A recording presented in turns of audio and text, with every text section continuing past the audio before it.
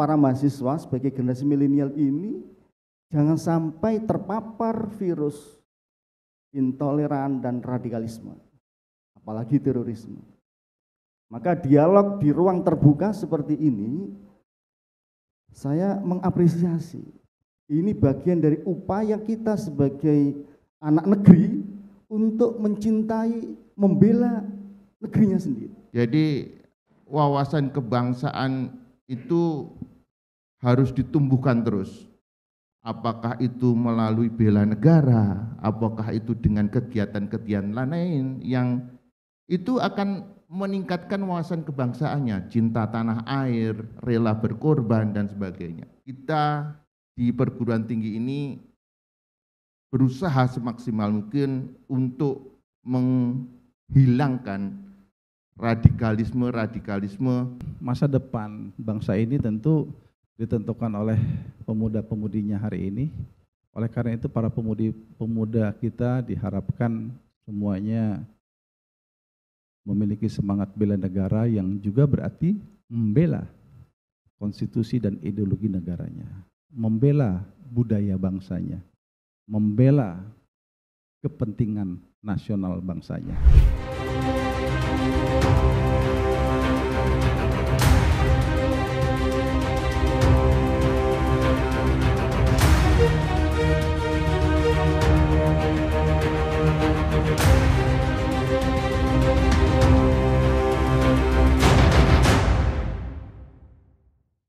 Assalamualaikum warahmatullahi wabarakatuh.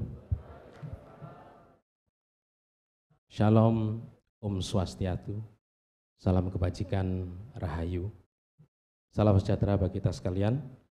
Bapak dan Ibu, para hadirin yang mengikuti kegiatan dialog kebangsaan, baik di auditorium PN Veteran Jawa Timur maupun dimanapun berada melalui channel YouTube Humas BNPT maupun UPN Veteran Jawa Timur.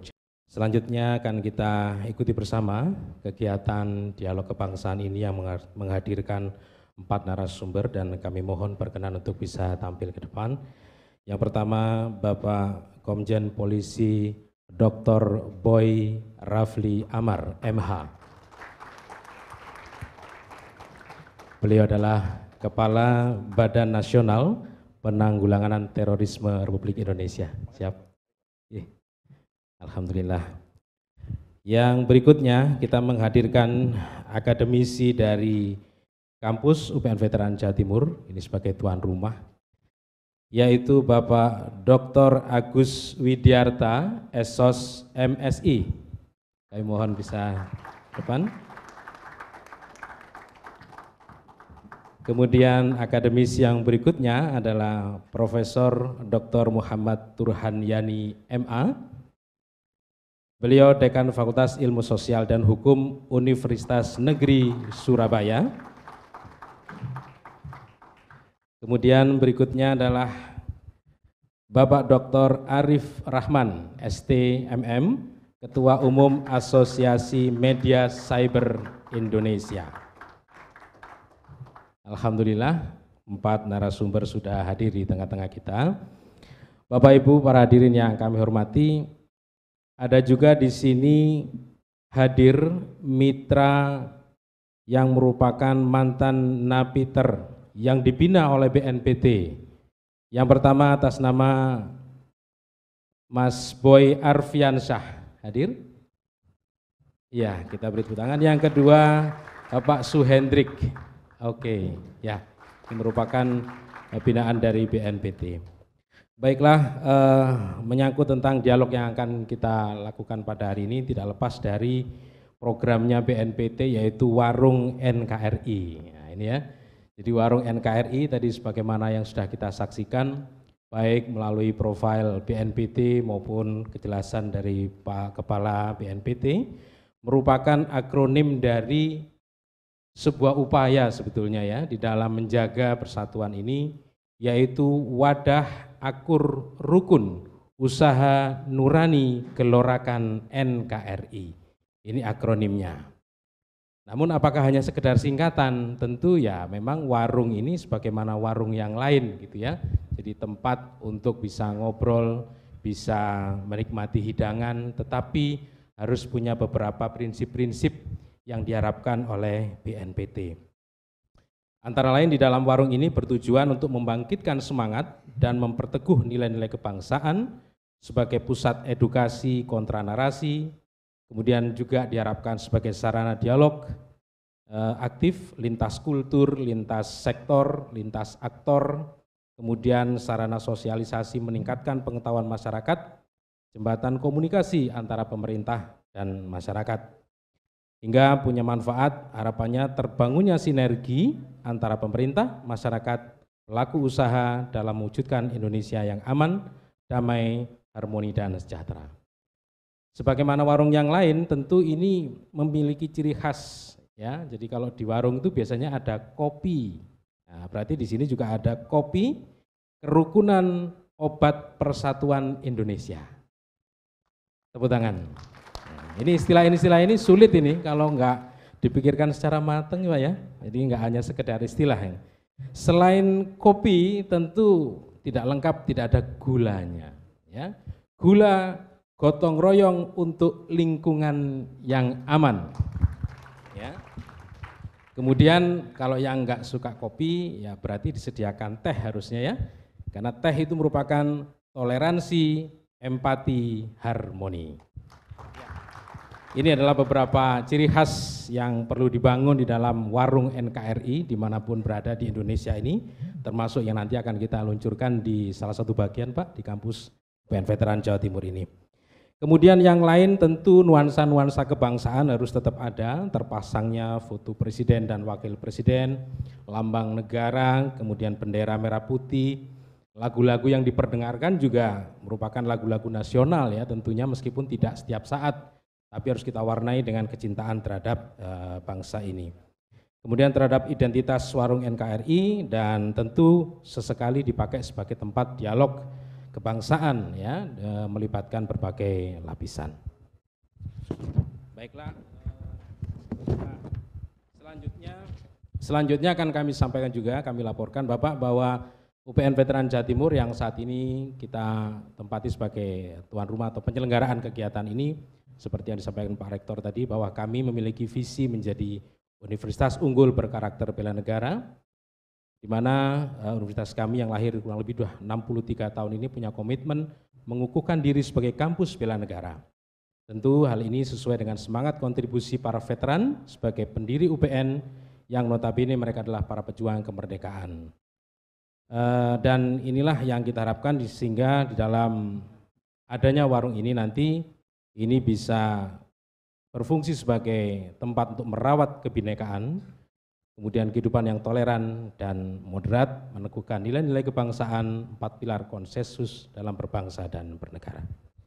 Baiklah Bapak Ibu, tadi sudah saya perkenalkan narasumber kita yang luar biasa pada hari ini dengan mengambil tema pendidikan, peradaban, dan masa depan Indonesia.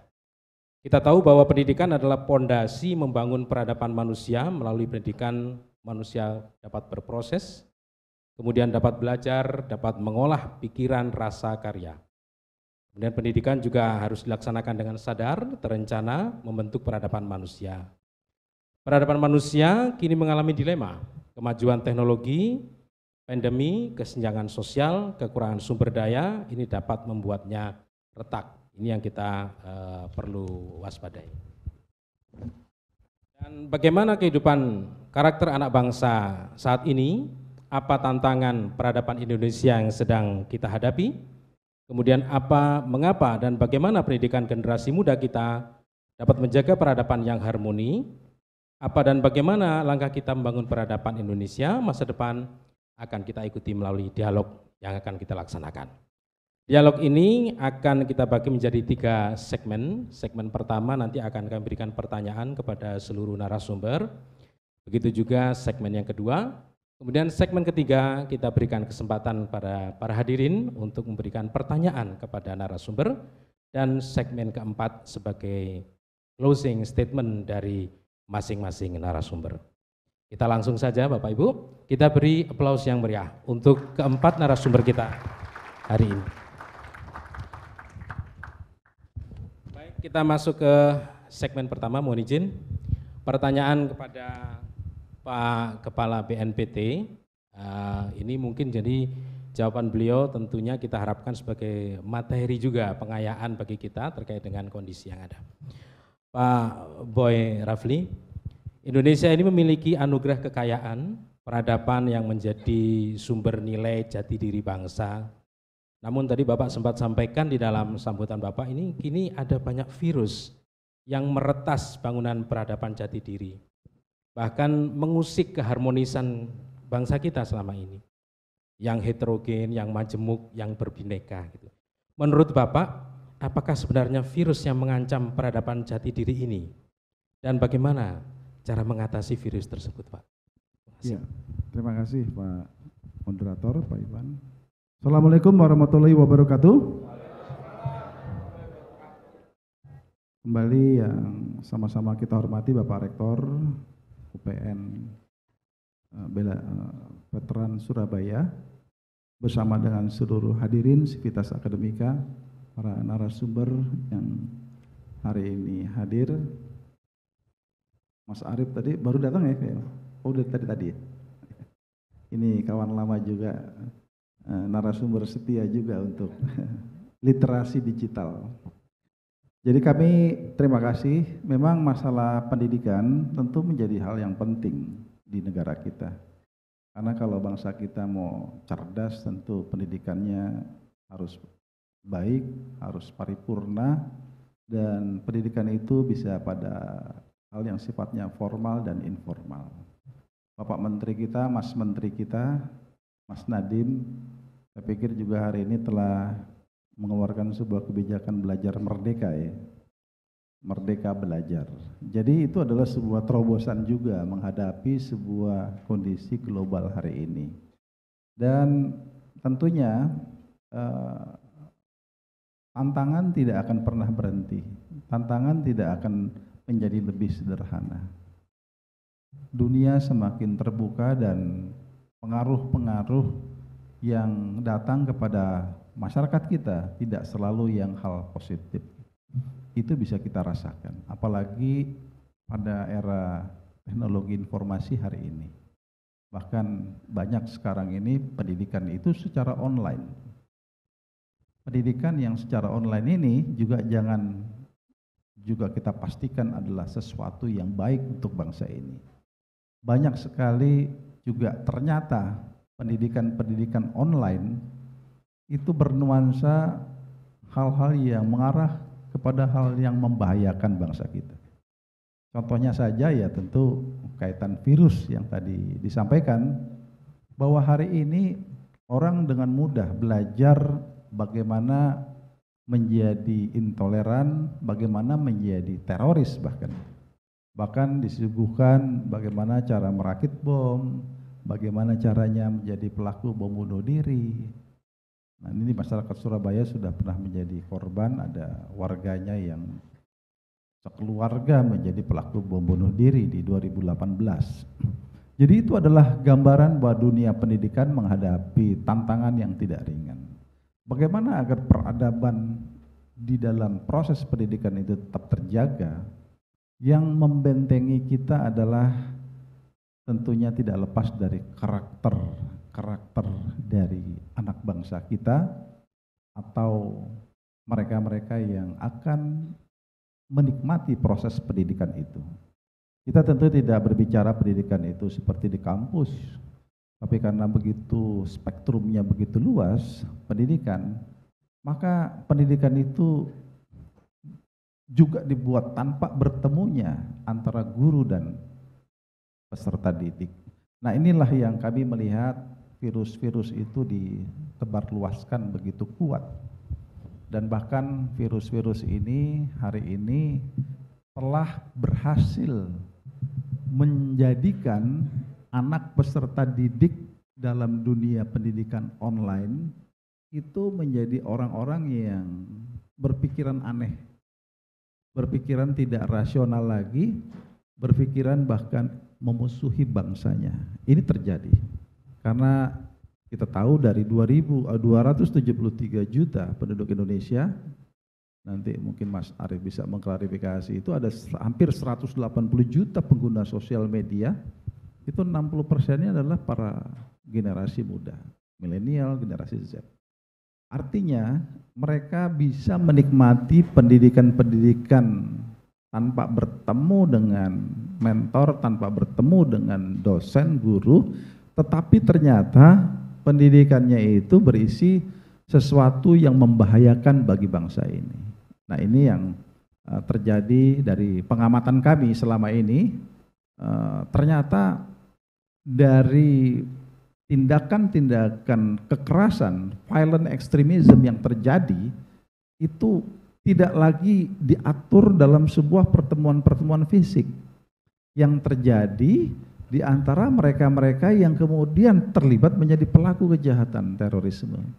Tetapi dia tersambung dengan jauh dengan sarana komunikasi yang ada, dan kemudian bahkan dia bisa menjadi aksi pelaku terorismenya itu dengan sendiri, dengan tidak perlu dibantu oleh orang secara fisik, tetapi dia mempersiapkan diri. Dia mencari senjata, dia Google, dia searching lagi di mana orang jual senjata. Kemudian bagaimana lagi cara membuat surat wasiat, dia searching lagi apa itu surat wasiat. Ya, jadi pesan-pesan message yang dia bangun itu dia telusuri melalui dunia maya. Jadi pendidikan di dunia maya ini yang menurut hemat kami peradabannya masih memprihatinkan kita, dan hari ini berkembang yang dalam pengamatan kami akhirnya kami simpulkan ini sebagai sebuah ideologi yang kita sebut sebagai ideologi terorisme, Mas. Oke. Ya. Baik, jadi ternyata virus yang disebarkan dalam masa pandemi itu juga berdampak berarti Pak ya? Karena saat pandemi itu kan hampir semuanya secara online gitu. Jadi ini berhubungan juga gitu ternyata. Artinya begini, bahwa kemudahan dalam mendapatkan akses mungkin Bang ya, kemudahan dalam mendapatkan akses melalui dunia maya ini menjadi hal yang sangat membahayakan. Nah, ini saya kira sangat menarik dan makanya menghadirkan cyber ini nanti data-datanya dari sana. Baik, terima kasih Pak Boy untuk pertanyaan yang pertama. Yang kedua, untuk akademisi kita ini, wah ini senior saya ini, Pak Dr. Agus Widyarta ini. Sehari-hari beliau mengajar di FISIP Administrasi Negara ya Pak ya. Ini. Karena pernah satu diklat juga dengan saya ini. Dan kami kebetulan mohon izin Pak nyampaikan, saya dan Pak Agus ini sekarang sebagai pengajar mata kuliah pendidikan bela negara juga di UPN Veteran Jawa Timur. Baiklah Pak Agus, sebagai akademisi, Indonesia ini membutuhkan calon pemimpin yang berkarakter tentunya. Sebagai salah satu syarat untuk menjaga masa depan peradaban Indonesia yang keharmonisannya itu kita jaga. Tentu saja ini membutuhkan membangun karakter ini harus dari perguruan tinggi yang cukup solid, cukup kuat. Menurut Bapak bagaimana atau apa sebenarnya tantangan yang dihadapi generasi muda khususnya mahasiswa sebagai calon pemimpin masa depan itu, dan apa karakter yang perlu mereka miliki agar berdaya saing, dapat dipercaya untuk menggerakkan membangun peradaban di Indonesia ini. Monggo Pak Agus. Terima kasih Pak Merwan, Pak Rektor, Bapak Warek, dan para hadirin semuanya. Kalau menurut saya nih, tantangan-tantangan yang akan dihadapi oleh pemimpin masa depan. Pertama, di era disrupsi yang sekarang, itu seperti Pak katakan tadi bahwa perkembangan teknologi informasi itu sangat pesat dan kemudian itu akan menjadi tantangan. Tantangan bagaimanakah agar semua orang itu menggunakan fasilitas teknologi itu untuk kebaikan. Media sosial yang selama ini berkembang juga harusnya digunakan untuk tindakan-tindakan yang positif.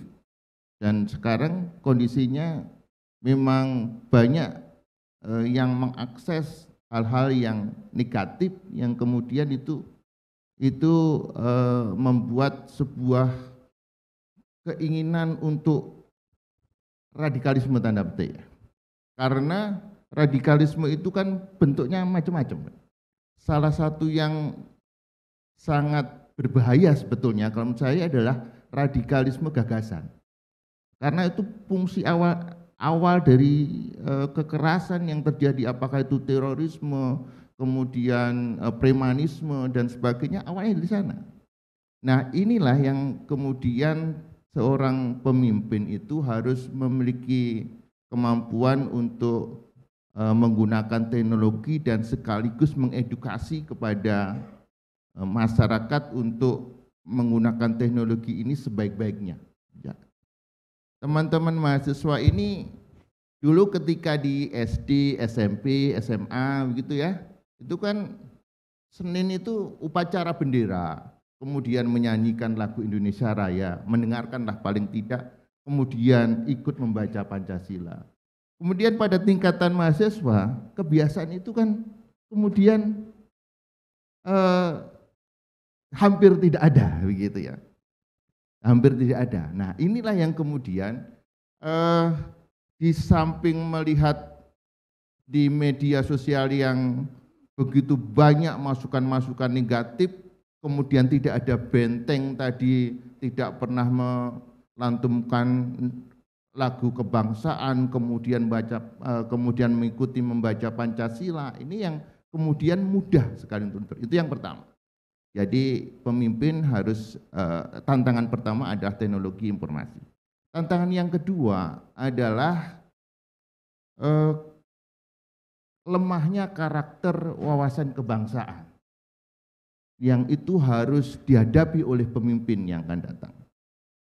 Jadi wawasan kebangsaan itu harus ditumbuhkan terus. Apakah itu melalui bela negara, apakah itu dengan kegiatan-kegiatan lain yang itu akan meningkatkan wawasan kebangsaannya, cinta tanah air, rela berkorban dan sebagainya. Nah, hari ini mungkin tidak banyak yang telah melakukan itu di perguruan tinggi, Pak Boy. Nah, nanti di UPN ini itu ada konsep bela negara, itu ada, dan itu sering untuk ditumbuhkan terus di kita. Jadi itu tantangan yang besar juga, Pak Mirwan, untuk bagaimana menciptakan pemimpin yang berkarakter wawasan kebangsaan itu. Nah, dua tantangan itu akan bisa terjawab kalau pemimpin sebagai contoh nanti itu memberikan contoh atau toladan yang baik dalam rangka untuk cinta pada tanah air, bela negara. Nah, jadi pemimpin yang mempunyai karakter wawasan kebangsaan itu yang akan menjadi modal untuk menciptakan negara Indonesia ini berkarakter wawasan kebangsaan, sehingga radikalisme itu semakin bisa terkurangi gitu.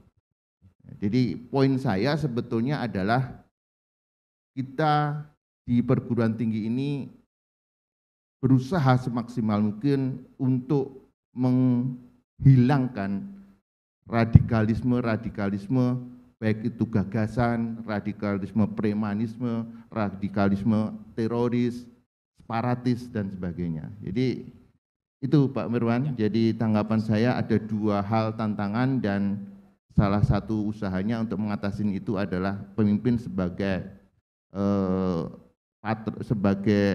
contoh suri teladan dalam berwawasan kebangsaan. Terima kasih. Baik, jadi yang menarik ini adalah radikalisme gagasan. Nah, ini barangkali nanti bisa mengalir lagi. Karena memang kalau di kalangan kampus ini kan dunia intelektual, akademisi, kemudian mahasiswa itu punya idealisme, ide-ide yang kadang-kadang memang ya mereka bersikukuh gitu kan. Justru dari situ yang harus kita redam. Nah, ternyata ada kata kunci yang hampir mirip tadi, bahwa kebebasan dalam penggunaan media sosial ini lagi-lagi menjadi satu hal yang perlu diwaspadai. Kemudian saya melihatnya bahwa pemimpin yang dimaksud mungkin termasuk juga para dosennya Pak ya. Para dosennya, kemudian para pengajarnya ini menjadikan contoh barangkali terkait dengan itu. Oke, baik, kita lanjut pada narasumber yang ketiga. Ini masih beliau adalah juga akademisi dari Universitas Negeri Surabaya, Profesor Muhammad Turhanyani, mohon maaf ya. Jadi terkait dengan Indonesia ini kan adalah negara yang dikenal dengan peradaban yang damai gitu ya, dan harmoni. Namun menjaga dan merawat peradaban yang damai dan harmoni ini adalah satu hal yang sulit dan itu menjadi tanggung jawab gitu agar tetap terjaga gitu.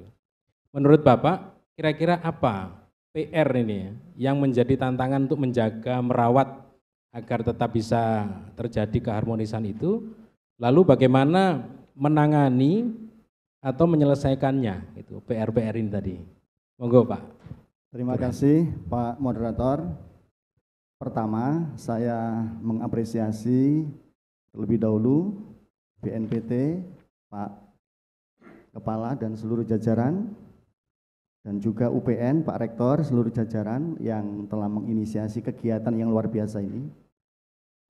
Bapak, Ibu, hadirin yang saya hormati, para guru besar, para dosen, para mahasiswa, melanjutkan apa yang telah menjadi bahan dialog kita, tadi sudah disampaikan oleh narasumber 1 dan narasumber 2, tantangan kita di era sekarang ini, khususnya kalau saya melihat dari sisi anak muda sebagai generasi milenial, ini perlu mendapatkan sentuhan dan sekaligus penguatan nasionalisme dan patriotisme, sekaligus wawasan keagamaan yang moderat. Ini satu paket yang saya menyebutnya dengan istilah moderasi beragama dan bela negara. Ini sekarang sedang diinisiasi oleh Kementerian Agama bersama Kemendikbud dan Kementerian Pertahanan menjadi satu proyek untuk menguatkan bela negara kita. Melalui nasionalisme dikuatkan, patriotisme dikuatkan. Karena ada sebagian masyarakat kita yang mencoba untuk menghadap-hadapkan secara bertentangan antara agama dan nasionalisme, dan ini bahaya karena dari situlah akan muncul gagasan-gagasan yang menyebabkan terjadinya aksi-aksi terorisme, dan oleh Pak Kepala BNPT inilah yang disebut dengan virus. Oleh karena itu melalui peran kita di perguruan tinggi khususnya dan berbagai komponen bangsa yang oleh BNPT disebut sebagai strategi pentahelix, ya, ini akan bisa memberikan satu kekuatan kita sebagai moral bangsa, khususnya para mahasiswa sebagai generasi milenial ini jangan sampai terpapar virus intoleran dan radikalisme, apalagi terorisme. Maka dialog di ruang terbuka seperti ini saya mengapresiasi. Ini bagian dari upaya kita sebagai anak negeri untuk mencintai, membela negerinya sendiri. Jangan sampai kita lahir di Indonesia, kita hidup di Indonesia, besar di Indonesia, bahkan mati di Indonesia, kita tidak membela negara kita sendiri. Jangan sampai. Kalau ada orang-orang yang mengatakan sebagai orang beragama, tetapi memusuhi negaranya sendiri, ini harus dipertanyakan. Mengapa? Kalau kita lihat sejarah bangsa Indonesia, merdeka itu juga atas jasa seluruh komponen bangsa, tidak terkecuali para kiai, para santri.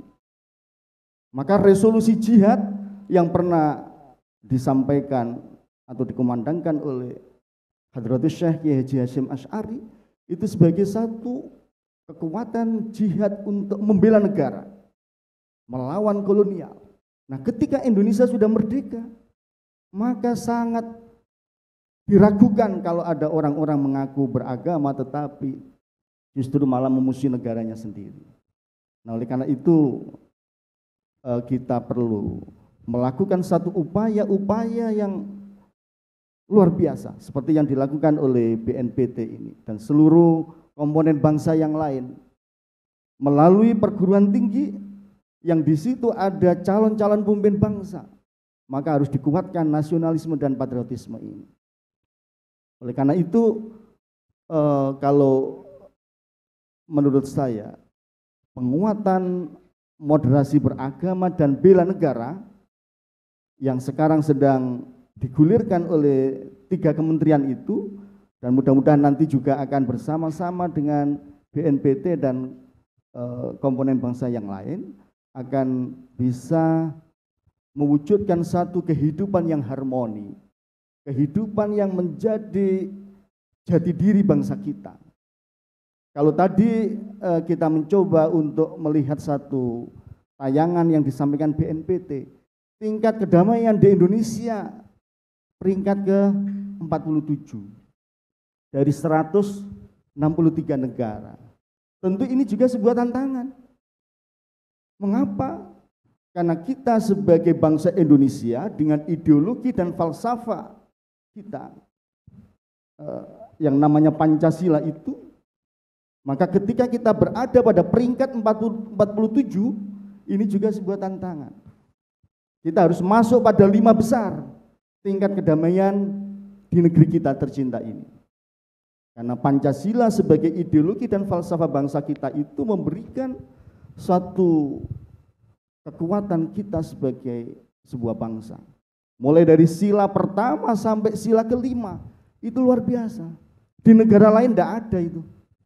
Maka ketika kita sudah punya Pancasila, tapi di sisi lain tingkat kedamaian kita masih peringkat 47, ini sebuah tantangan bagi kita. Maka melalui dialog ya, di ruang terbuka dan di ruang dimanapun dengan berbagai strategi dan cara. Tadi ada istilah-istilah yang unik tetapi mengena. Ya.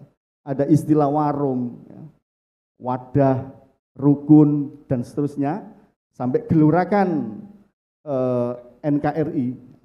Kemudian istilah kopi yang menjadi istilah populer, istilah teh, dan istilah yang ada di warung menjadi istilah yang populer, tetapi di situ ada makna-makna substantif.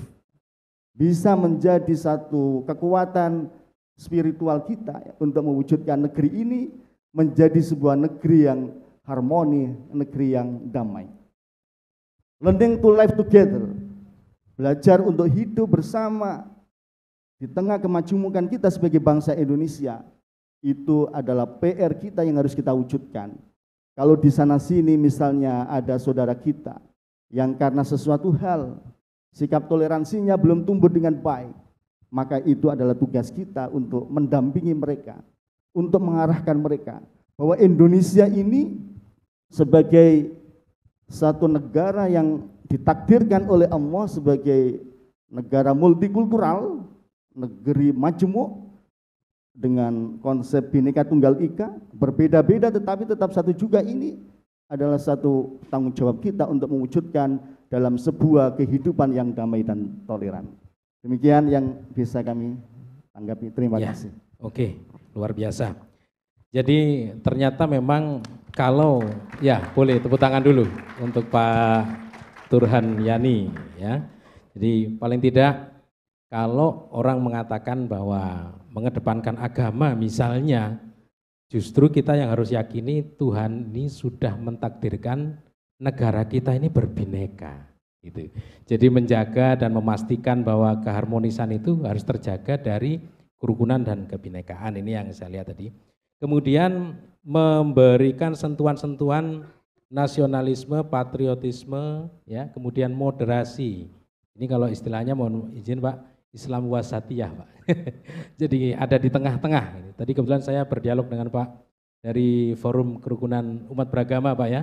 Jadi baik itu dari agama Islam, agama-agama yang lain, ini mengharapkan adanya sebuah kerukunan ini sampai ada forum kerukunan yang, karena memang kita menyadari bangsa kita ini bagaimanapun sudah ditakdirkan majemuk, heterogen, bukan hanya milik satu agama saja, mungkin begitu kira-kira Pak ya. Baiklah, kita ke pemateri atau narasumber yang keempat yang tadi banyak-banyak disinggung ini Pak Arief, terkait dengan digital, terkait dengan media sosial ini. Ya, jadi Pak Arief ini adalah beliau Ketua Asosiasi Media Cyber. Indonesia, Ketua Harian Komite Komunikasi Digital. Begini Pak, Indonesia kini kan orang menyebutnya sudah masuk ke era digital ya. Tentu kita tidak mau kalah dengan negara lain karena semuanya juga menggunakan digital. Globalisasi, akses informasi begitu cepat, masyarakat terbanjiri bahkan terpuaskan dengan informasi itu. Namun seringkali ini berita-berita yang tersebar, informasi ini menjadi sumber perpecahan gitu. Karena tidak akurat atau hoax gitu ya. Dan tadi memang ternyata betul disebutkan oleh Pak Boy juga, kemudian Pak Agus juga gitu. Menurut Bapak apa dan bagaimana membentengi masyarakat kita ini dari informasi yang dapat merusak tatanan peradaban harmoni kehidupan saat ini? Monggo Pak Arif. Terima kasih. Assalamualaikum warahmatullahi wabarakatuh. Selamat siang. Sebelumnya tentu saya ucapkan terima kasih Pak Komjen Boy Rafli yang terus memberikan kesempatan kepada kita untuk berpartisipasi di agenda BNPT, dan juga ada Deputi 1, Deputi 2, Pak Direktur juga ini Pak Joko Sulistianto yang kemarin kita jumpa di Jakarta Pak ya. Jadi kita sudah siap kolaborasi nih Pak dengan BNPT. Insya Allah begitu. Dan Bapak Ibu sekalian, sebelum nanti saya ditanya, saya ingin nih coba tanya, ini mumpung ada adik-adik mahasiswa ini. Kira-kira yang tidak punya Instagram siapa? Yang tidak punya Instagram? Punya semua berarti ya. Terus yang tidak hari ini, yang tidak punya TikTok? Oh ada. Coba 1, 2, oke. Baik. Nah, satu pertanyaan lagi. Yang tidak punya Facebook? Nah, lebih banyak ya. Nah, baik. Jadi ini adalah realitas dunia saat ini, Bapak Ibu sekalian, yang tengah terjadi. Tadi sudah sempat disinggung oleh Pak Boy bahwa di Indonesia ini salah satu negara yang sangat amat sekali begitu aktif di media sosial. Jadi per Juni ini kira-kira sudah mungkin hampir 200 jutaan, kalau per Februari kemarin masih 191 juta pengguna media sosial, dan itu kalau saya tadi tidak tanya WhatsApp, pasti di orangan ini tidak ada yang tidak pasang WhatsApp, pasti semua pasang. Nah, itu adalah kenyataan di Indonesia, jadi hampir 200 juta dari 277 juta populasi kita. Artinya ini sesuatu sekali begitu. Hampir ya 70% lebih masyarakat kita punya media sosial. Nah, ini berarti tiap hari, kira-kira kalau Bapak Ibu adik-adik ini mengupload satu foto saja, atau satu status saja, atau satu video saja misalnya, itu berarti setiap hari ada jutaan informasi, ada jutaan yang disampaikan, konten yang disampaikan oleh publik kepada masyarakat. Nah, inilah yang kemudian kita sering menyebut ini sebagai sebuah tsunami informasi, sebagai sebuah banjir yang luar biasa begitu, yang ini bisa menggulung siapapun, karena memang masyarakat kita ini secara paradoks ya, pengguna aktif media sosial, tetapi juga literasi, ya, literasi membacanya aja, literasi membaca ini kan padahal kita sudah sejak dulu diajari membaca, ya, bukan hanya sekarang tapi sejak SD, sejak SMP, sampai sekarang itu sangat rendah, apalagi sekarang beranjak ke literasi digital. Nah, di tengah jutaan informasi tiap hari, yang itu tanpa editorialisasi, jadi tanpa filter, apapun yang ada ya, yang sekarang ini misalnya kejadian ada gangster di Surabaya, gitu ya, sedang ramai ini beberapa hari ini, semua sudah pasti mengunggah itu, ada video, ada statement wali kota, ada dari kepolisian, itu semua pasti tahu, dan itu tidak ada yang memfilter.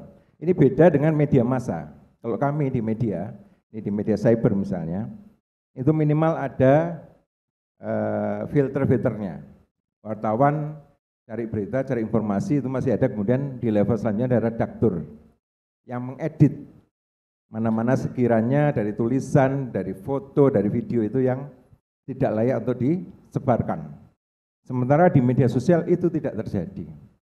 Nah, bagaimana jadinya ketika kemudian dulu waktu katakanlah ISIS mulai muncul, itu media sosial belum seperti sekarang. Tapi propaganda mereka, tadi juga sudah disinggung oleh Pak Boy, itu begitu sukses. Ya, sukses mengguncang dunia dan juga mempengaruhi banyak orang, bukan hanya dari negara-negara berkembang. Bahkan banyak pejuang-pejuang ISIS itu berasal dari misalnya Inggris atau Perancis, ya, negara-negara Eropa yang secara intelektual, secara pendidikan tentu lebih tinggi dari kita. Nah, tapi memang di dalam dunia yang sudah penuh informasi itu, Bapak Ibu sekalian, tidak harus orang tidak berpendidikan. Bahkan menteri sekalipun, ini mumpung di sini tidak ada menteri, itu juga pernah terkena informasi yang bohong, ya, fake news, dan itu disebarkan melalui media sosialnya. Bayangkan, saya tidak usah sebut lah ya, ada salah satu menteri. Nah, dan itu ketika kemudian ada yang mengingatkan, Pak, itu fotonya bukan itu bukan foto pembunuhan Muslim di Burma. Dia ngotot juga, ini benar ini. Nah, hal-hal seperti inilah yang sangat berbahaya. Apalagi kemudian dalam konteks terorisme, radikalisme, dengan tadi ya begitu banyaknya informasi, apalagi misalkan adik-adik itu kan banyak yang belum dibekali misalnya dengan bagaimana caranya checking fakta, bagaimana mengecek verifikasi informasi, bagaimana kemudian tahu video atau foto itu ini hasil editan atau tidak gitu. Karena memang sekarang ini zamannya zaman ya, bukan hanya kamera jahat tapi aplikasi jahat ya. Jadi yang enggak perlu pakai lipstick, enggak perlu pakai bedak, sudah cantik-cantik semua. Nah, apalagi dengan seperti sekarang ini, tentu sangat mudah sekali. Sehingga kemudian untuk memunculkan narasi-narasi radikalisme, narasi terorisme, yang ataupun juga ekstremisme yang mengarah pada kemudian perpecahan itu sangat mudah. Nah, ini adalah tantangan besar saya kira kalau kita berbicara Indonesia juara, Indonesia emas 2045. Salah satu yang dibutuhkan itu adalah ini sangat mendasar adalah social trust. Ya, ini survei dari Deloitte tahun 2021, dalam 15 tahun terakhir social trust atau kepercayaan sosial secara global itu menurun 20%. Nah, ini juga pasti terjadi di Indonesia. Apalagi dengan situasi seperti ini, dengan tensi politik, misalkan ini menjelang tahun-tahun politik, ada polarisasi, ada pembelahan, dan itu sesuatu yang memang untuk pemenangan kontestasi politik Bapak Ibu sekalian itu sengaja dilakukan. Nah, ini sangat berbahaya. Jadi hanya untuk katakanlah kekuasaan 5 tahunan itu bangsa kita berada dalam situasi yang ibaratnya betul-betul terpecah ya, terpecah mudah dimakan oleh propaganda. Nah, padahal tadi syaratnya 2045 kita bisa jadi Indonesia emas, jadi Indonesia juara itu adalah social trust. Kalau kemudian dalam jangka waktu 23 tahun depan, tiba-tiba kita kemudian menjadi failed state, menjadi negara gagal misalnya, akibat informasi yang beredar di media sosial itu tidak mampu kita filter, tidak mampu kita cerna, ya, itu tentu akan sangat merugikan bangsa ini. Jadi ini adalah persoalan besar, makanya kami kemudian juga di Jawa Timur menginisiasi Komite Komunikasi Digital, ini yang lembaga kolaboratif, melibatkan seluruh elemen, Pentahelix juga, jadi TNI, Polri di situ, kemudian kami dari media, cyber, dari Kominfo, dari masyarakat dan akademisi untuk menjadi satu.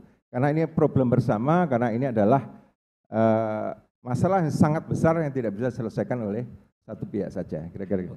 Terima kasih. Membentenginya Pak, membentengi masyarakat dari informasi yang tadi Bapak banyak sampaikan itu yang mungkin perlu ada ya tips lah begitu ya, karena ini kan tak terkendali gitu, kita tidak bisa memfilter dalam hal ini. Nggih, monggo Pak. Kuncinya tetap di satu adalah edukasi dan literasi. Ya saya mengapresiasi teman-teman Kominfo untuk sudah juga Kementerian Pendidikan sudah mulai memasukkan literasi digital itu pada kurikulum. Tetapi yang mungkin belum dimasukkan adalah salah satunya adalah bagaimana tadi untuk verifikasi dan checking fakta. Itu belum. Kita masih mencoba ini. Kita sudah kemarin di SMA 15 sebagai pilot project. Kalau kemudian itu ada hasil dan ini kan harus ada ini ya bukti ilmiahnya kira-kira begitu. Itu baru kemudian kita ajukan ke Kementerian Pendidikan. Nah, itu salah satu upaya kita. Karena kalau enggak Pak, ini kan kita kalah dengan produksinya. Produksi hoax-nya, fake news-nya itu kan jutaan. Nah, sementara upaya-upaya kita untuk mengecek itu minim sekali begitu. Saya kira ini mumpung karena memang temanya adalah pendidikan, ya kuncinya di situ. Makanya di komite kita ini ada juga Komisi Edukasi dan Literasi yang mengetuai ini Pak Profesor Ahmad Muzaki, ya, Rektor UINSA. Ini salah satu yang kita di organisasi kita. Ya, terima kasih. Baik, terima kasih Pak Arief, luar biasa. Jadi saya kira ini sebagai segmen yang pertama, ada 4 pernyataan ini, nanti akan kita perkuat dengan segmen yang kedua, untuk sebagai bahan bagi ada di mahasiswa atau hadirin yang lainnya, untuk memberikan pertanyaan. Kita beri aplaus untuk 4 statement yang pertama bagi para narasumber. Baiklah, kita masuk ke langsung aja karena temanya ini ke arah pendidikan ya. Maka kita akan mengkaitkan antara bagaimana membentengi terorisme, radikalisme ini dengan memperkuat ya secara pendidikan ini.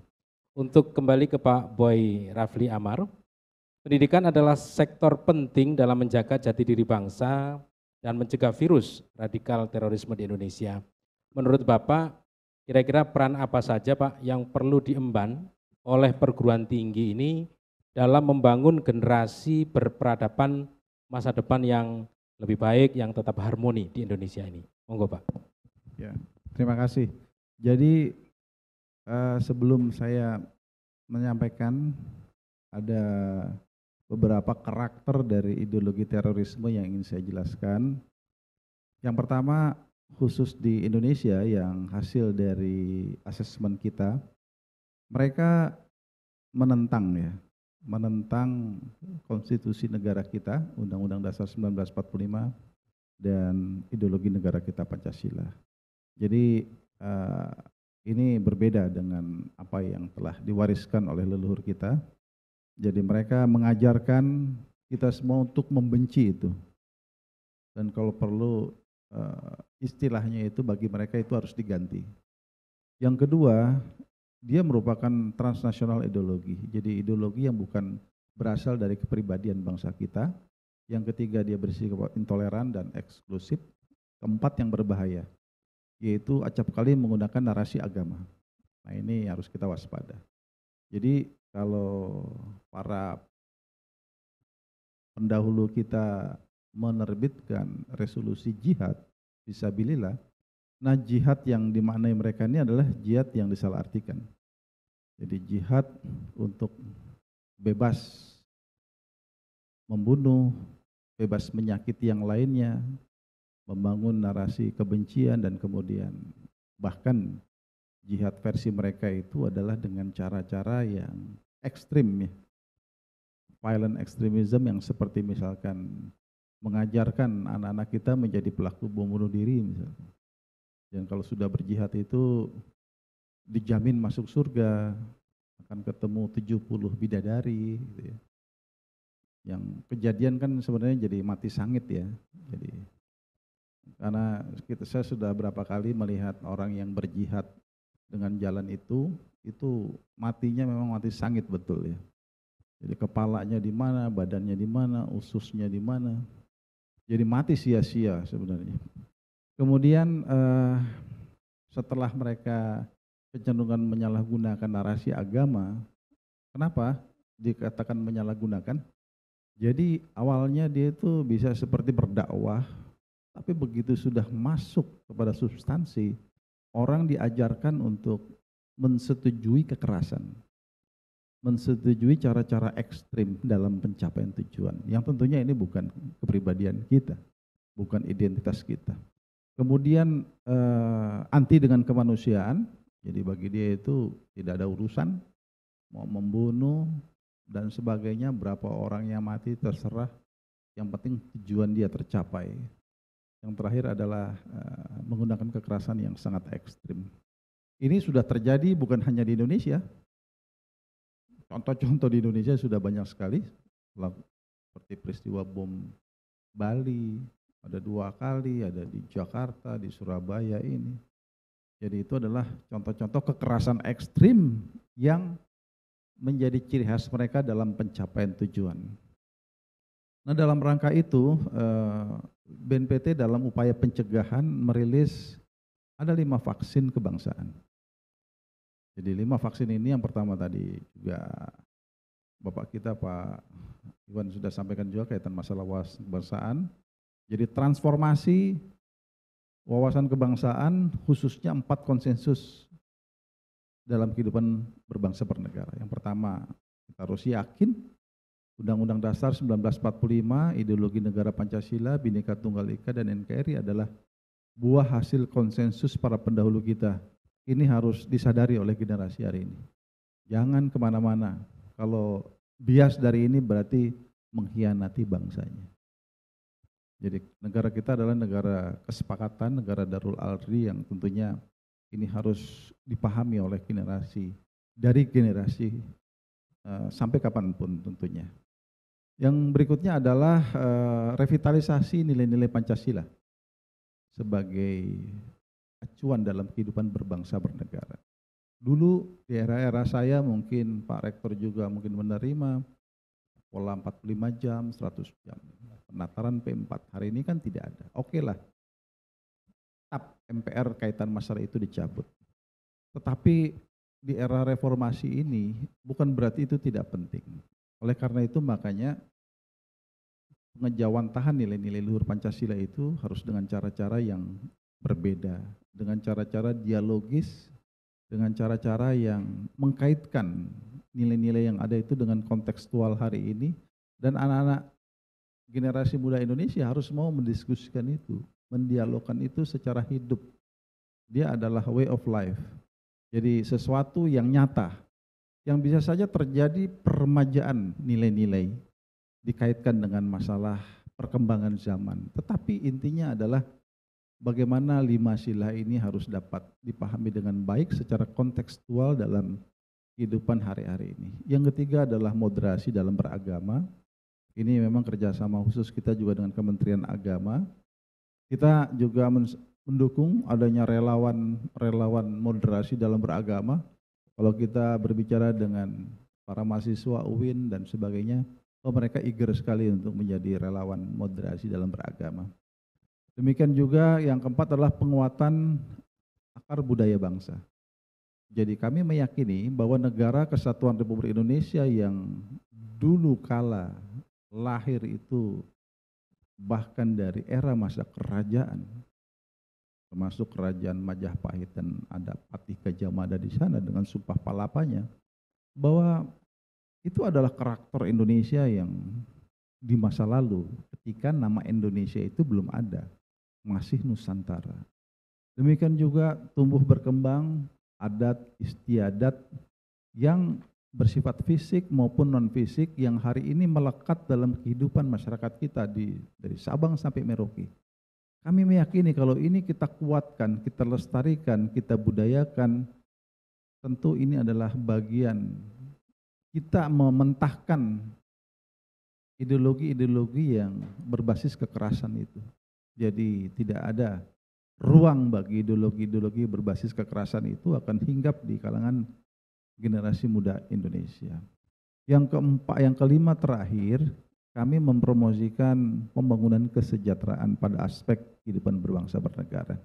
Makanya di dalam kerjasama kita dengan 46 kementerian lembaga, dengan pemerintah daerah, dengan civil society, kita tentunya berharap pembangunan nasional yang dilaksanakan oleh pemerintah ini berefek kepada lahirnya tingkat kemakmuran, kesejahteraan yang lebih baik dari masa ke masa. Karena tentunya tujuan dari pembangunan ini adalah melahirkan masyarakat yang sejahtera dan bahagia. Yang secara khusus di dalam konteks ini kami ada garapan-garapan terhadap ex narapidana terorisme dan juga penyintas. Jadi kalau di Surabaya ini ada penyintas, pasti dia akrab dengan kami. Banyak beberapa penyintas yang asal kota Surabaya. Demikian juga ex napiter. Kita membangun berbagai kawasan, lokasi-lokasi yang kita sebut ada kawasan terpadu Nusantara, di mana basisnya di sini adalah keekonomian, edukasi, dan tourism, di mana kami memberikan sebuah ruang agar para ex narapidana terorisme maupun para penyintas itu tidak larut di dalam sebuah kondisi yang membawa mereka pada kondisi terlibat dalam berbagai kekerasan-kekerasan, terutama untuk ex napiter, karena kita ingin setelah mereka selesai menjalani hukuman itu tidak menjadi residivis, tetapi mereka memiliki kemandirian secara ekonomi dan yakin apa yang telah dilakukan di masa lalu adalah sebagai sebuah kekeliruan yang tentu tidak boleh terjadi lagi. Dengan para penyintas kita ingin tidak ada dendam. Kita memperkenalkan rekonsiliasi antara penyintas dengan ex narapidana teroris, dan bahkan saya sampaikan ini di sidang umum PBB ketika kita diundang dalam rangka Hari Korban Teroris Sedunia, bahwa kami mengkombinasikan program antara korban dengan ex narapidana. Banyak negara-negara di Eropa yang kita kunjungi itu bagi mereka aneh, tetapi karena kekhasan bangsa kita ini adalah gotong royong, bangsa yang pemaaf, itu adalah sesuatu yang terjadi. Dan bagi mereka mungkin itu bingung, kok bisa seperti itu. Nah inilah cara-cara kita untuk mereduksi pada aspek bidang pencegahan. Jadi BNPT memang fokus bekerja pada tingkat hulu, dan kemudian kita lebih banyak mencari solusi-solusi dengan pendekatan-pendekatan soft approach yang kita harapkan tradisi kekerasan-kekerasan dalam berpikir dan bertindak yang dilandaskan kepada motif, ideologi, dan politik itu bisa direduksi dan tidak menjadi karakter yang merajalela menjadi sebuah virus yang membahayakan bangsa kita. Demikian antara lain, Mas. Baik, luar biasa. Karena pertanyaan tentang virus, maka Bapak jawabannya dengan vaksin, Pak ya. Jadi virus ini penangkalnya ya vaksin. Jadi virus-virus terkait dengan kemunculan atau berpotensi adanya radikalisme, kemudian terorisme ini ternyata harus ada vaksinnya, dan itu bisa diterapkan yang dominan di dunia pendidikan, Pak ya, kira-kira ya. Jadi baik terkait dengan bagaimana mentransformasi wawasan kebangsaan 4 pilar itu ya, kemudian revitalisasi Pancasila, moderasi beragama, kemudian akar budaya yang kuat, kemudian yang kelima tadi mengimplementasikan pembangunan kesejahteraan, bahkan menaungi, memfasilitasi, serta dalam tanda kutip masih mengorangkan lah gitu ya, baik itu ex narapidana teroris dan para penyintas. Jadi supaya mereka betul-betul kembali ke jalan yang benar lah kita. Luar biasa, terima kasih. Baiklah, kemudian pertanyaan berikutnya untuk Pak Agus Widiarta, ini kita juga berhubungan dengan masalah pendidikan. Nah, terkait dengan Bapak sebagai salah satu dosen UPN, Pak ya, jadi dalam mewujudkan visi sebagai universitas unggul berkarakter bela negara, daya saing global, berkontribusi memajukan negeri, sebagai dosen UPN, nah ini ya, kira-kira inovasi apa yang bisa dikembangkan Pak untuk mewujudkan visi tersebut, kemudian lalu bagaimana tanggapan Bapak tentang, ini kan di UPN mau ada warung NKRI, nah ini, kira-kira seperti itu. Monggo Pak Agus.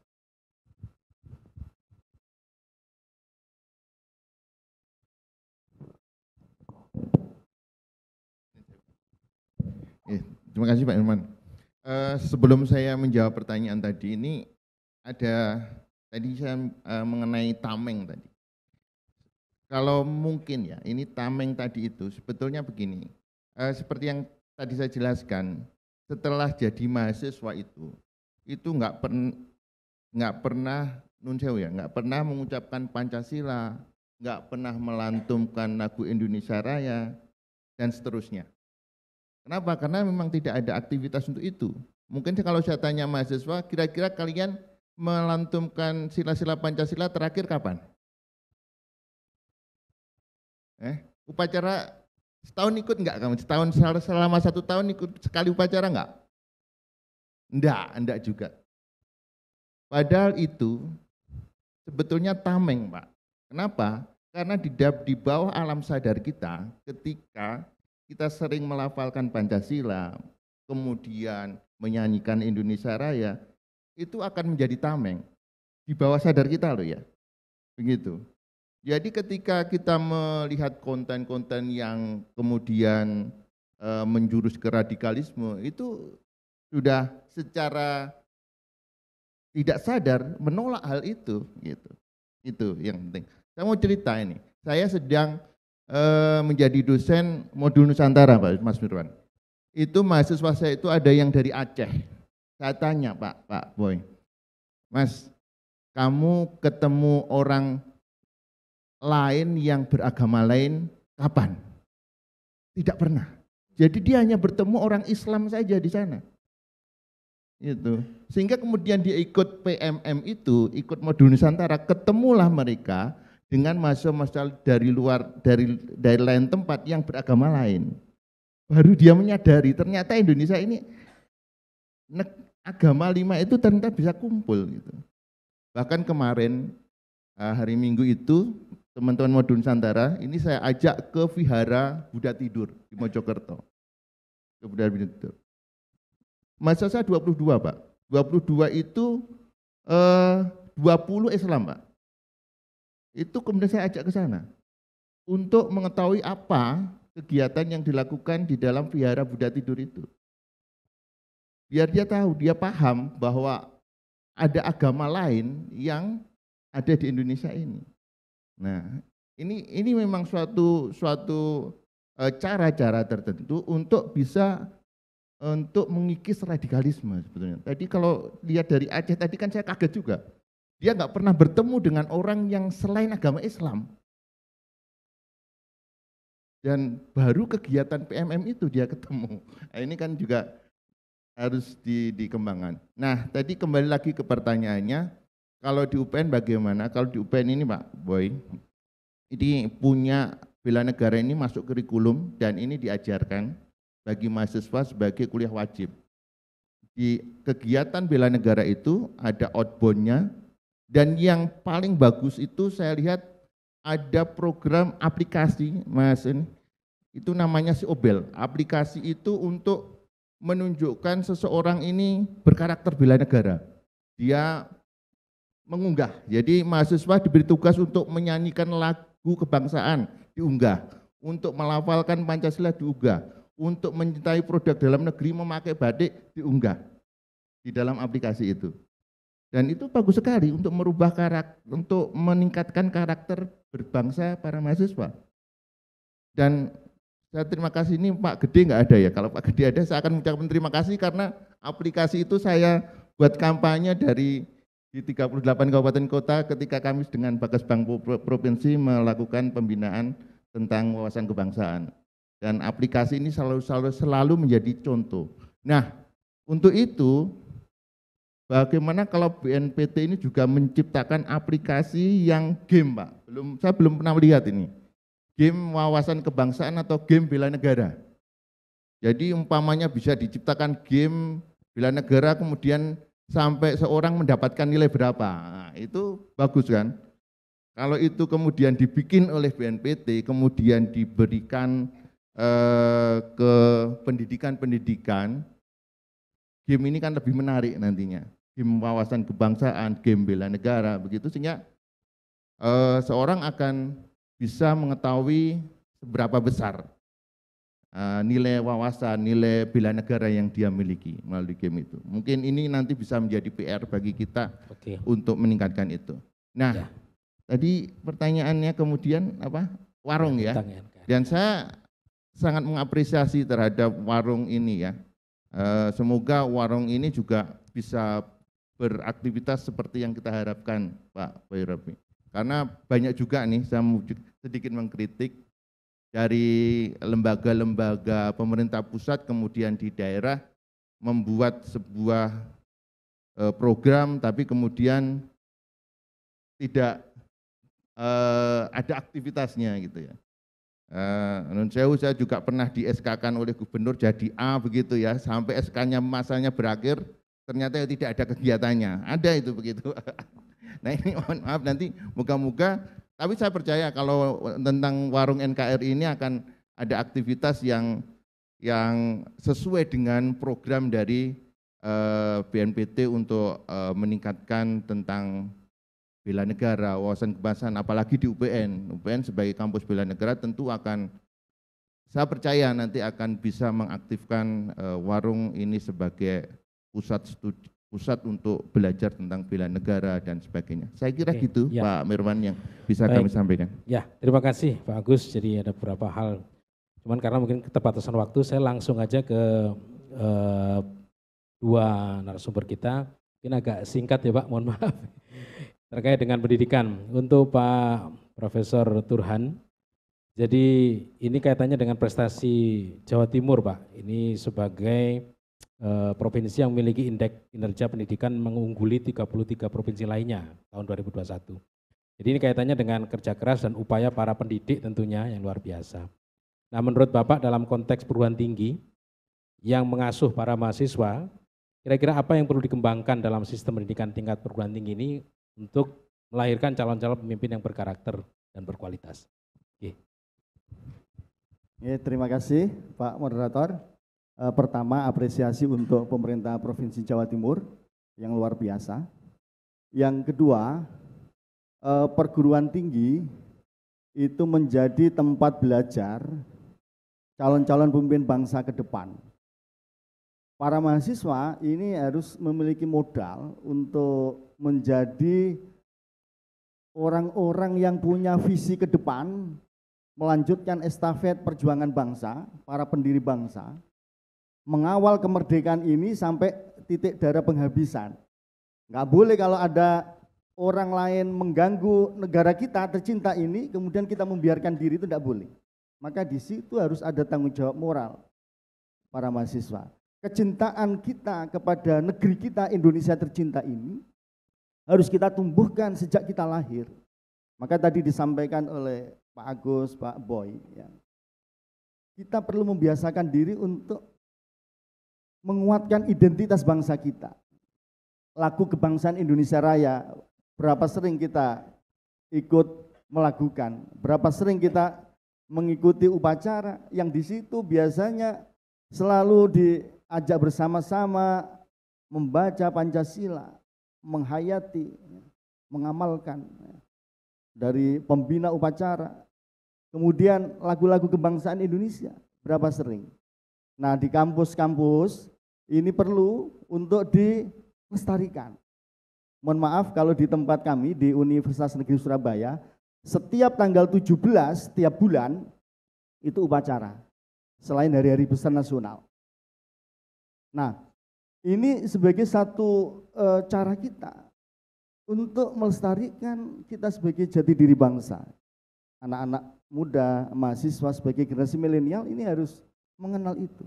Nah oleh karena itu pendidikan harus bisa mengawal negeri ini melalui transformasi of knowledge, transformasi of value kepada generasi penerus bangsa ini. Saya yakin para mahasiswa ini kalau dikawal oleh para pendidik yang moderat, para pendidik yang punya komitmen kebangsaan, sekaligus moderasi dalam beragama, saya yakin siap untuk menjadi pemimpin masa depan yang lebih baik untuk Indonesia maju dan harmoni. Oke. Terima kasih. Ya, baik, luar biasa.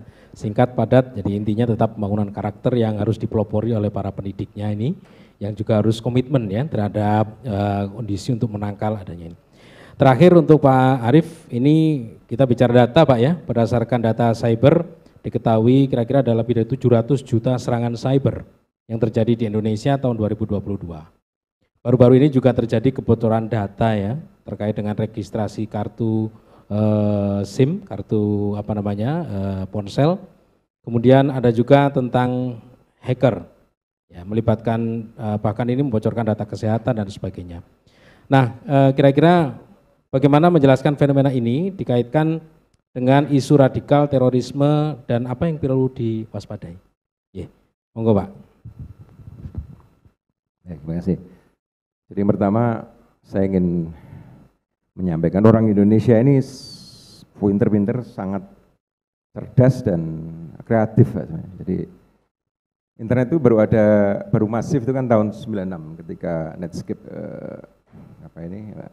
muncul menjadi perusahaan terbesar waktu itu. Nah, saat itu saya masih kuliah di ITS itu banyak teman-teman saya itu yang sudah pinter untuk crack kartu kredit orang-orang luar, Pak. Jadi mereka masih punya rasa kebangsaan sih. Jadi apa yang di hack itu kartu kreditnya orang di luar Indonesia gitu. Kira-kira untuk membeli ya bisa ada beli sepatu, beli komputer begitu ya. Saat itu padahal masih istilahnya internet masih sangat terbatas, teknologi komputer itu juga masih yang 486 waktu itu lambat sekali. Meski sudah enggak pakai flash disket lah, tapi masih lambat sekali. Itu sudah seperti itu. Nah, sekarang pun semakin luar biasa. Jadi kalau kemudian apa yang dipaparkan oleh tadi ditanyakan itu, orang Indonesia siapa ya yang pinter-pinter untuk itu, Pak? Jangankan yang sudah dewasa, ada teman anak saya masih kelas 3 SD itu bisa ngambil duit dari rekening ibunya, dipindah ke GoPay. Ya. Nah, dan dia bisa bukan hanya punya ibunya, dia misalnya ngambil dari rekening lain, bank-bank lain, itu bisa, kelas 3 SD. Ya, dia dapat dari mana ya? Semua dari internet. Dia bisa belajar sendiri, dan anak-anak sekarang seperti itu cara belajarnya. Jadi memang kita harus melihat cara pandang yang berbeda. Ada satu lagi pengurus saya, pengurus AMSI, sekarang di Tuban, itu dulu padahal di pondok pesantren. Kemudian artinya tidak terlalu banyak belajar teknologi begitu, tapi karena punya kelebihan sering disuruh-suruh Pak Yainya gitu untuk mengatasi hal-hal yang sifatnya IT gitu, dia menjadi ahli juga. Dia mengambil bersama kelompoknya ini 100 rupiah aja dari tiap transaksi yang terjadi di perbankan di seluruh Indonesia. Nah, ya kan enggak terasa orang kalau diambil 100 atau katakanlah 50 rupiah, tapi dari jutaan transaksi. Itu luar biasa hasilnya, tapi kemudian karena ya mereka tidak memikirkan keamanan segala macam, akhirnya pihak kepolisian bisa mendeteksi dan sekarang malah justru banyak kerjasama begitu dengan teman-teman dari kepolisian untuk hal-hal cyber security itu. Nah, tapi kita sudah punya BSSN yang Pak Luki saya kira jadi wakil di sana, sekarang Pak Komjen Luki wakil di BSSN, kemarin Kapolda Jawa Timur. Sudah ada lembaganya yang untuk menangani itu, tapi saya yakin bahwa sekarang ini dengan era yang seperti ini, internet sudah luar biasa, itu muncul gerakan lain ya dengan memakai cryptocurrency. Itu salah satu yang sekarang sedang mengemuka adalah pertanyaan misalnya, pertanyaan besar di Korea Utara, penetrasi internet sangat sedikit sekali gitu. Kalau kita sampai 77%, di sana kira-kira hanya 1 atau 2% dari jumlah populasi penetrasi internet di sana. Tetapi mereka ini negara yang kemudian juga ibaratnya dikucilkan ya dari pergaulan dunia karena dianggap sumber mungkin teror juga, sumber kejahatan ya. Tetapi ternyata mereka berhasil membangun teknologi senjata yang luar biasa, yang juga sudah membuat ICBM sekarang. Nah, itu ternyata pendanaannya adalah dari membobol cryptocurrency. Pendanaannya dari situ. Yang padahal cryptocurrency ini sudah berbasis blockchain. Blockchain ini lebih rumit lagi lah kira-kira. Faktor keamanannya juga karena sifatnya dia desentralisasi itu lebih susah sebenarnya ditembus.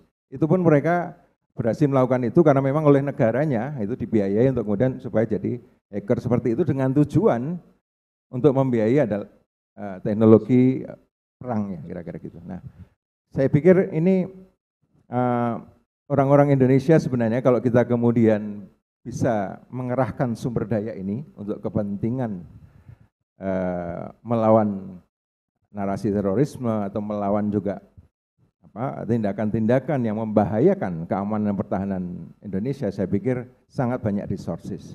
Tapi juga yang satu sedikit itu yang tadi disampaikan oleh Pak soal Aceh tadi Pak. Sekarang lebih berbahaya Pak, begini, karena algoritma media sosial itu akan mendeteksi kesukaan kita, preferensi kita, dan yang ditampilkan ke kita di timeline, ya apa yang kita sukai itu saja. Gitu. Jadi kalau kita ini misalnya tidak senang dengan BNPT, tidak senang dengan Pak Boy Rafli, akan muncul berita-berita atau apapun informasi yang membuat kita akhirnya membenci itu, atau dan sebaliknya, kita menyukai sesuatu, nah itu akan dimunculkan terus. Itulah algoritma di media sosial, baik Facebook maupun IG begitu. Nah ini menurut saya juga jauh lebih berbahaya karena masif sekali begitu. Dengan pengguna tadi hampir 200 juta pengguna media sosial. Inilah menurut saya yang perlu di perguruan tinggi juga diberikan mungkin semacam pemahaman, keterampilan teknis supaya kemudian teman-teman mahasiswa misalnya kalau lagi berselancar di IG, di TikTok begitu lebih mau melihat hampir semua tema begitu. Jangan satu tema saja. Karena kalau begitu akan dibaca oleh mesin, oh Anda suka misalnya soal Palestina misalkan. Nah, itu akan dimunculkan terus di timeline. Ya begitu cara kerja media sosial. Demikian, terima kasih. Assalamualaikum warahmatullahi wabarakatuh. Waalaikumsalam. Ya, baik, cukup jelas saya kira, dan ini sebetulnya peringatan bagi kita. Ternyata memang media sosial ini selain dia membawa pengaruh terkait dengan kemungkinan terjadinya bibit-bibit itu, ternyata juga bisa digunakan untuk kejahatan juga gitu ya, membobol tadi rekening, kemudian menggunakannya untuk keperluan-keperluan, itu luar biasa. Harus sepakat ya, mari kita keluarkan untuk menentang yang namanya segala macam bentuk terorisme dan radikalisme.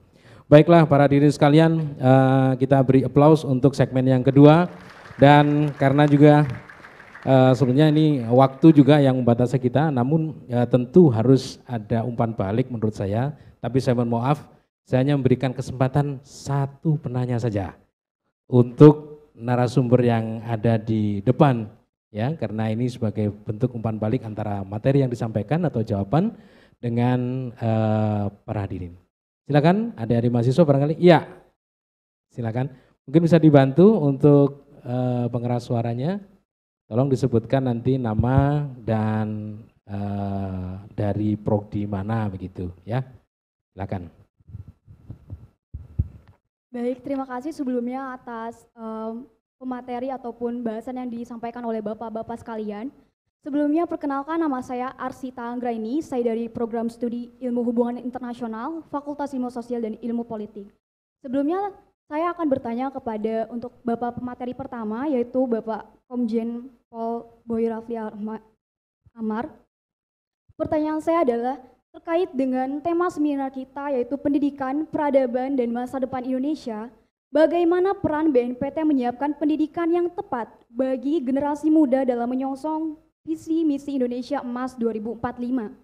Dan pertanyaan kedua adalah, bagaimana tanggapan Bapak terkait dengan tindakan mahasiswa ataupun para instansi dalam tenaga pendidik yang banyak ternyata terpapar oleh radikalisme, dan salah satunya itu adalah radikalisme agama.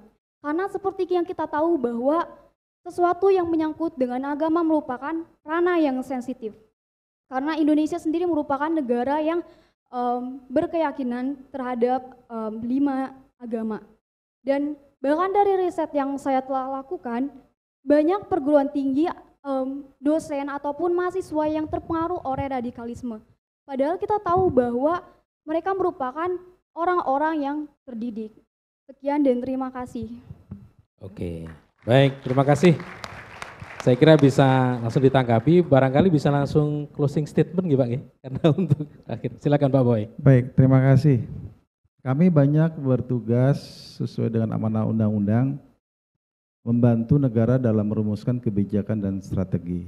Oleh karenanya di bidang pendidikan kita udah sering sekali online sama Mas Menteri, termasuk jajaran Ibu Sekjen dan yang ada di tingkat Kementerian Pendidikan. Yang kami inginkan adalah bagaimana pendidikan karakter terhadap setiap level pendidikan di universitas, di SLTA, SLTP, sampai kepada PAUD. Ada pendidikan karakter yang membangun semangat nasionalisme.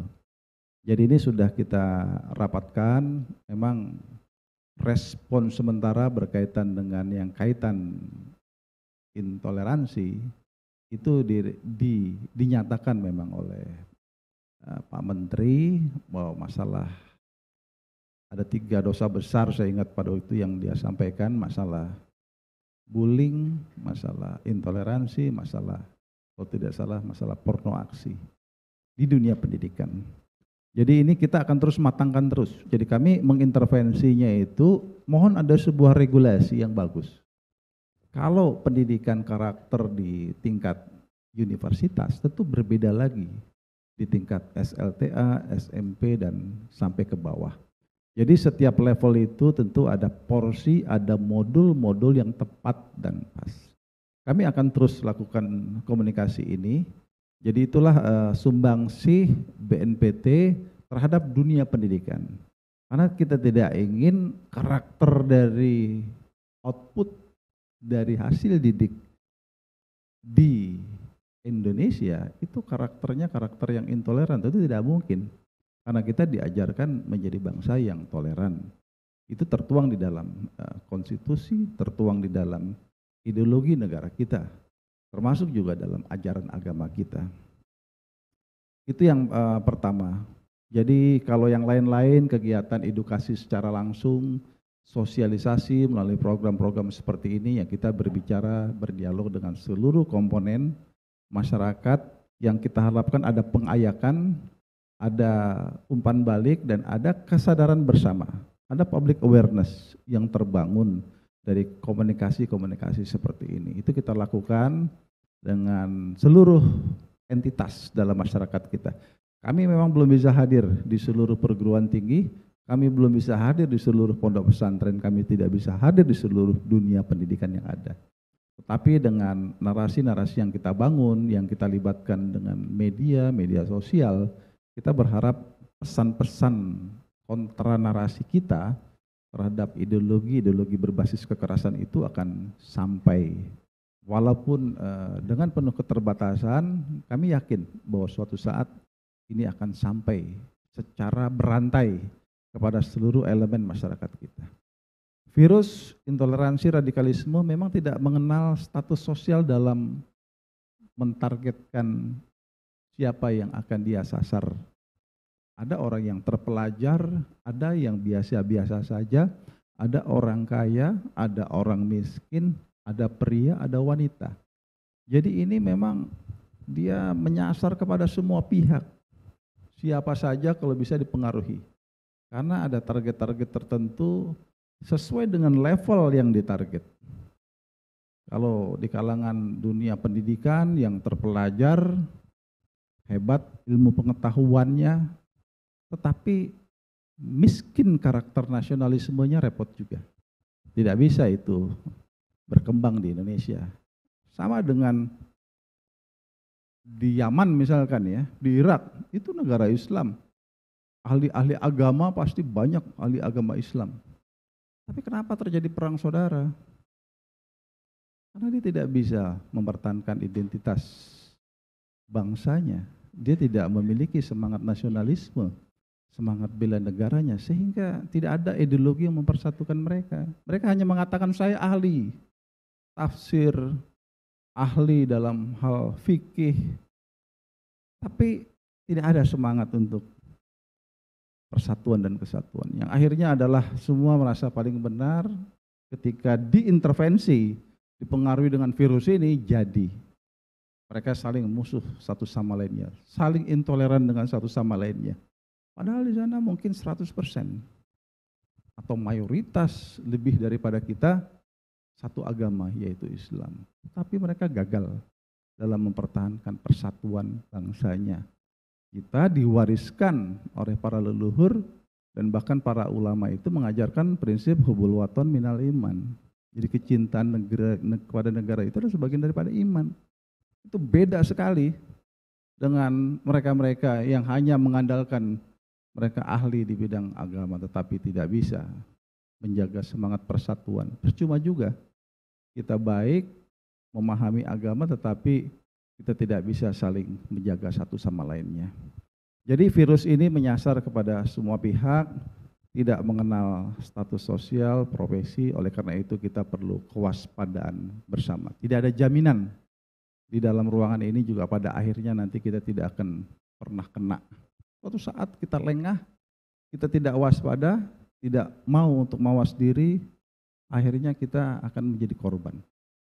Karena mereka terus bermetamorfosis, mencari jalan-jalan yang berbeda-beda, cara-cara yang berbeda-beda. Closing statement masa depan bangsa ini tentu ditentukan oleh pemuda-pemudinya hari ini. Oleh karena itu para pemuda kita diharapkan semuanya memiliki semangat bela negara yang juga berarti membela konstitusi dan ideologi negaranya, membela budaya bangsanya, membela kepentingan nasional bangsanya. Jadi jangan sampai bangsa ini digadaikan oleh anak bangsa sendiri yang karena pada akhirnya kita lebih cocok disebut sebagai pengkhianat bangsa ketimbang kita adalah generasi penerus yang meneruskan nilai-nilai kepahlawanan, nilai-nilai perjuangan yang telah diwariskan, legasi yang telah diberikan oleh para pendiri bangsa kita. Demikian, terima kasih. Baik, terima kasih. Ya, sebagai penutup tadi Pak Boy mengatakan bahwa tentunya masa depan negeri ini ada pada generasi-generasi sekarang ini untuk maju. Baiklah Bapak dan Ibu sekalian, para hadirin, para mahasiswa, baik yang berada di auditorium Gedung Kuliah Bersama UPN Veteran Jawa Timur, maupun dimanapun berada melalui channel YouTube BNPT, Humas BNPT maupun UPN Veteran Jawa Timur. Demikian dialog kebangsaan pada hari ini yang mengangkat tema pendidikan, peradaban, dan masa depan Indonesia, merupakan kerjasama dari Badan Nasional Penanggulangan Terorisme Republik Indonesia dengan pemerintah Provinsi Jawa Timur, Pemkot Surabaya, dan juga UPN Veteran Jawa Timur, tempat penyelenggaraan ini. Mudah-mudahan kegiatan ini bisa bermanfaat bagi kita sekalian untuk tetap menjaga kesatuan, menjaga NKRI sampai kapanpun jua. Terima kasih, demikian yang dapat kami sampaikan. Mohon maaf apabila ada hal yang kurang berkenan.